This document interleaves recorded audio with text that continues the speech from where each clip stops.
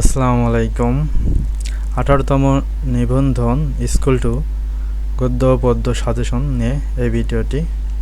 আপনারা অনেকেই জিজ্ঞাসা করতেছেন যে কোন গদ্যগুলো পড়ব এবং কোন কবিতাগুলো পড়ব।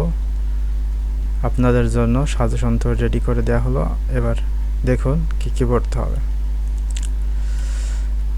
আপনাদের এইচএসসি সিলেবাসে অন্তর্ভুক্ত যে কবিতা এবং গদ্য আছে, এখান থেকেই সচরাচর প্রশ্ন হয়। তো দু একটি প্রশ্ন সিলেবাসের বাইরে থেকেও আসে। তো এখানে সিলেবাস এবং সিলেবাস বহির্ভূত সকল গুরুত্বপূর্ণ কবিতা এবং গদ্যগুলো সাজেশন আকারে দেওয়া হলো। এগুলো পড়লেই আশা করি কমন পাবেন ইনশাল্লাহ। এখানে এই যে মার্ক করা দেখতেছেন, এই তিনটা আর এই তিনটা, এগুলো হচ্ছে সিলেবাসের বাইরে, মানে শর্ট সিলেবাস বা নাই। তো এখন দেখা যাক গদ্য অংশে আপনারা প্রথমেই পড়বেন কি অপরিচিত।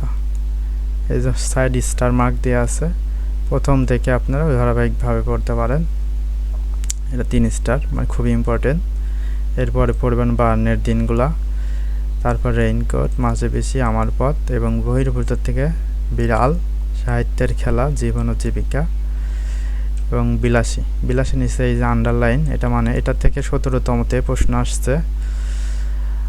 17তমতে প্রশ্ন আসছে।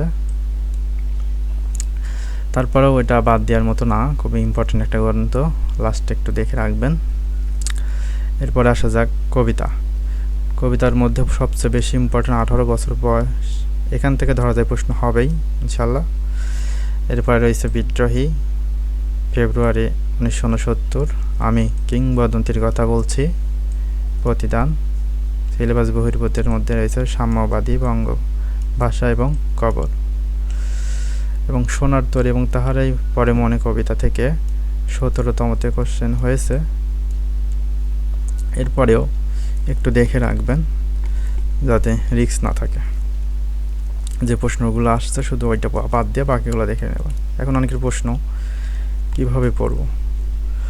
আপনারা দিগদর্শন যে গাইডটা কিনছেন অনেকে, ওই গাইড থেকে প্রশ্নগুলো পড়লেই হবে।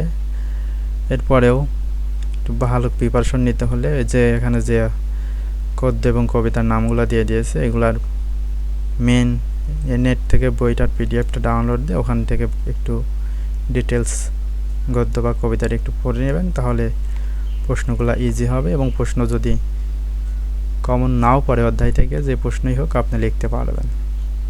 তো এই ছিল আপনাদের রিটেন সিলেবাসের 1 নম্বর 10 মার্কের প্রশ্নর সাজেশন। এখানে কিন্তু 5টি প্রশ্ন থাকবে, আপনাকে 5টি লিখতে হবে, কোনো বিকল্প প্রশ্ন থাকবে না। 10 মার্ক। এই কবিতাগুলো আমার এই সাজেশন ফলো করলে ইনশাল্লাহ 100% কমন থাকবে আশা করি। তো সকলকে ধন্যবাদ।